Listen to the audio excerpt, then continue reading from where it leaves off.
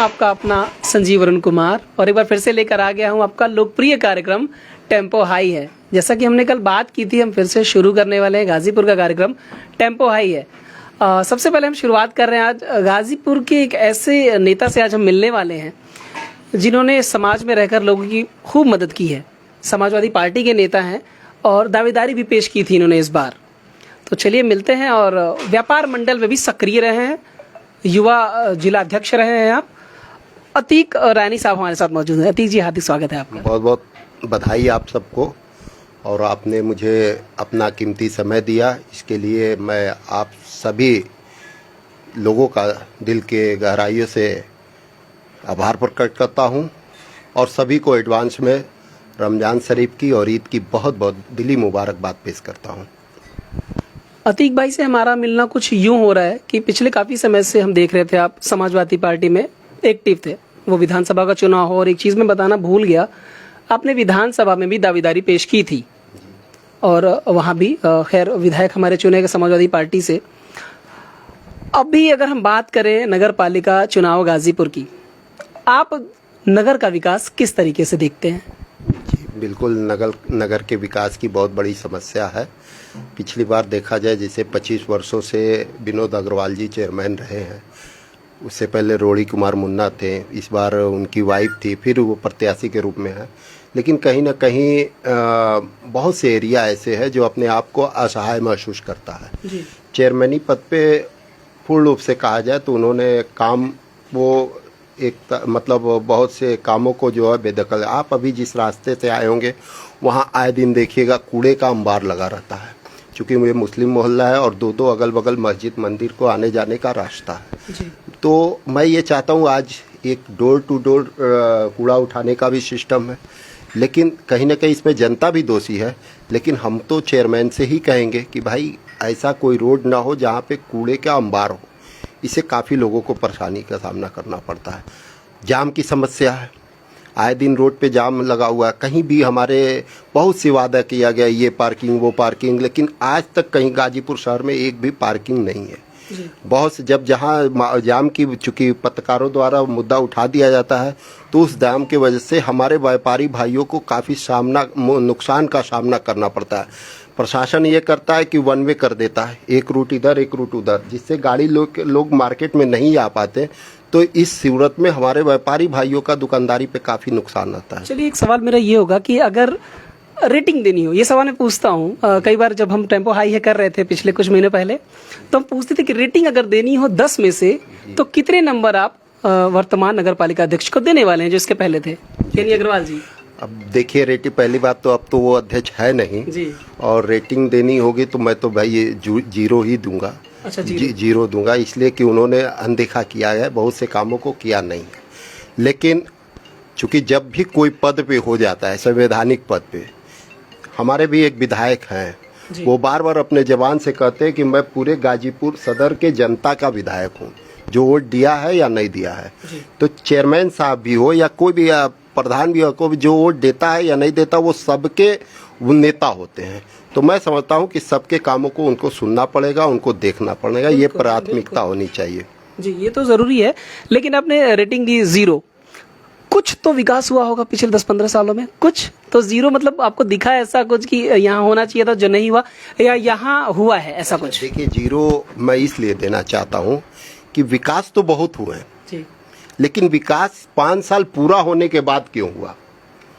आज हम चुनाव जीतते हैं तो आज से ही विकास होगा, तब मैं 10 में 10 देता। विनोद अग्रवाल को भी मैं 10 में 10 देता। उन्होंने विकास किया, लेकिन विकास 5 साल बाद क्यों? जाते जाते आज हम चुनाव जीते तो आज से ही चालू होता विकास, निश्चित रूप से। 5 साल पूरी जनता चारों तरफ शहर पे धूल फाकी, रोड जाम में त्रस्त, और आज जाते जाते आप विकास कर रहे, इसका क्या मतलब है? अच्छा, अगर आप प्रत्याशी होते जी, तो आपने कुछ रोड मैप बनाया था कि गाजीपुर नगर का विकास कैसे करते? आपने कुछ सोचा था ऐसा? बिल्कुल, बहुत। जो भी प्रत्याशी है, जो चुनाव लड़ना चाहता है, तो उसके सामने बहुत सी सिस्टम होता, वो सिस्टम बिना फॉलो करके प्रत्याशी के बारे में सोचा ही नहीं सकता है। आप जाहिर सी बात है, चूंकि हम व्यापारी लोग हैं, अगर एक दुकान भी खोलेंगे तो हम उसकी सारी सिस्टम खोलेंगे कि यहाँ पे किस दुकान कौन सी तरीके से कैसे चलेगी। तो अगर हम चेयरमैनी का लड़ना चाह रहे थे, प्रत्याशी थे, तो अगर समाजवादी पार्टी ने मौका दिया होता तो बिल्कुल हम भी अपने सिस्टम को फॉलो करते। चलिए, कुछ दिन से ना मैं फेसबुक पे लगातार देख रहा हूँ, जब गाजीपुर में तमाम दावेदार थे, बड़े बड़े दावेदार थे आपकी पार्टी में। मैं नाम अगर ले लूँ उसमें, तो अभी आप लाइन में थे, आमिर अली साहब थे, इसके अलावा विवेक सिंह शम्मी जी भी थे, समीर सिंह जी भी थे, लेकिन टिकट दिया गया दिनेश यादव जी को। कहीं इससे गलत छवि तो नहीं बन रही है सब पार्टी की? मैं जानना चाहूँगा नगर में। नहीं, देखिए, समाजवादी पार्टी का मैं नेता हूँ और किसी भी पार्टी का जब भी चुनाव के टाइम जो आला कमान होते हैं उनको टिकट बंटवारे के टाइम काफ़ी कुछ सोचना पड़ता है जी। और यहाँ से 11 प्रत्याशियों ने नगर से, सदर नगर से आवेदन किया था, उसमें मैं भी एक था। लेकिन जिस तरीके से पिछले विधानसभा में चुनाव में हम लोगों ने वोट दिया था, इतिहास में पहली बार माइनॉरिटी ने कम से कम 98% जय किशन साहू को वोट देकर जिताया और विधायक जय किशन साहू मात्र 1698 वोट से विजय हुए हैं, 16,098 वोट से नहीं विजय हुए हैं जी। लेकिन उनको इस चीज़ का अभी तक एहसास नहीं है कि हमको माइनॉरिटी ने कितना वोट दिया। मुझे पूरा उम्मीद था कि माइनॉरिटी के किसी भी प्रत्याशी को, अतीक हो सकता है, अतीक नहीं तो किसी को भी वो नगर क्षेत्र से प्रत्याशी बनाएंगे। आपका कहना है कि माइनॉरिटी को टिकट देना चाहिए था इस बार? बिल्कुल बिल्कुल उनको देना चाहिए था और ये हक था हमारा, ये सीट हमारा हक था। लेकिन कहीं ना कहीं माइनॉरिटियों को छला गया इस चुनाव में। तो अभी क्या लगता है, आप खुलकर सपोर्ट कर रहे हैं या नहीं कर रहे हैं, या अंदर खीमे में क्या बात चल रही है वो हम जानना चाहेंगे, ताकि गाजीपुर की जनता को पता चले कि हम किसको अपना अध्यक्ष चुनने वाले हैं इस बार। देखिए, मैं बता दूं, मैं समाजवादी पार्टी का नेता हूं और रहूंगा, लेकिन मेरी एक रिक्वेस्ट है समाजवादी पार्टी के नेताओं से, शीर्ष नेताओं से, कि समाजवादी पार्टी के अंदर अपने व्यवहार को बदले और कार्यकर्ताओं के मान सम्मान का ख्याल रखें। आज मुझे चलने में इसलिए गुरेज हो रहा है, वोट मैं समाजवादी को ही दूंगा और दिलवाऊंगा भी, लेकिन कहीं ना कहीं चलने में ये गुरेज हो रहा हो कि कल मैं फला आदमी से वोट मांग लूं और फला आदमी हमसे कोई काम कह दे तो मैं करवा नहीं पाऊंगा। ये हमारी क्षमता नहीं है। विधानसभा के चुनाव में भी हमने देखा था कि आप वर्तमान विधायक जी के साथ कंधे से कंधा मिलाकर चले, ढेर सारी फोटोज फेसबुक और अभी भी अपलोड हैं आपकी। जी जी बिल्कुल है। लेकिन हमें लगा था, या ऐसा हमें देख के लगा या आपसे बातचीत करते हुए, कि टिकट आपको मिलना था। बड़ा दुर्भाग्य था कि हम लोग चूंकि 42 विधानसभा में उस वक्त 42 आवेदन करता थे सदर से समाजवादी पार्टी के, और जैसे ही जय किशन साहू पे मोहर लगा, सबसे पहला समर्थन मेरा गया, क्योंकि इसलिए गया कि एक कार्यकर्ताओं को टिकट मिला है। लेकिन कब किसका नजरिया अंदाज बदल जाता है सीट जीतने के बाद, ये हम लोग कभी नहीं सोच पाए। आपके भी कुछ समस्या थे, हमसे कहें, लेकिन मैंने कभी आपसे कह दिया कि मैं माफ़ी चाहता हूँ, इसलिए कि जब भी हर आम आदमी अपने विधायक तक नहीं पहुँच पाता है, हर आदमी अपने चेयरमैन तक नहीं पहुँच पाता है, जो उससे वोट मांगता है उसी से वो अपना वो कहता है, समस्या बताता है, और वो नेता अपने विधायक से उस समस्या का समाधान कराता है। मैं गाजीपुर के सदर विधानसभा के जनता से माफ़ी के साथ कहना चाहता हूँ कि मैं आपके कामों को नहीं करवा पाऊंगा, इसके लिए मैं आपसे माफ़ी चाहता हूँ। अतीक भाई ने बड़ी गंभीर बात कही है, और अतीक भाई ढेर सारी बातें आपने की, लेकिन एक अच्छा या यूँ कहने संवैधानिक पद पर रहता हुआ कोई अधिकारी या कोई नेता, जैसे हम नगर पालिका अध्यक्ष की बात कर लेते हैं, उन्हें कैसा होना चाहिए कुल मिलाकर आपके हिसाब से? एक अच्छा व्यक्तित्व, उसके अंदर क्या गुण होने चाहिए? देखिए, निश्चित तौर पे जो भी संवैधानिक पद पे हो जाए, सभासद से लेके सांसद तक, अपने 100% जनता का समस्या का समाधान तो वो कर नहीं कर सकता है, लेकिन कम से कम हम जनता का समस्या का समाधान नहीं कर सकते हैं, लेकिन हमारे में वो छवि, वो गुण होना चाहिए कि हमसे 100% जनता खुश रहे। और अगर कहीं ना कहीं हम रायनी समाज के हैं और रायनी समाज के पद पे हैं, ये हमारी एक मजबूरी है कि मैं जिस समाज से हूँ, मैं उस समाज के बारे में भी मुझे सोचने का हक है।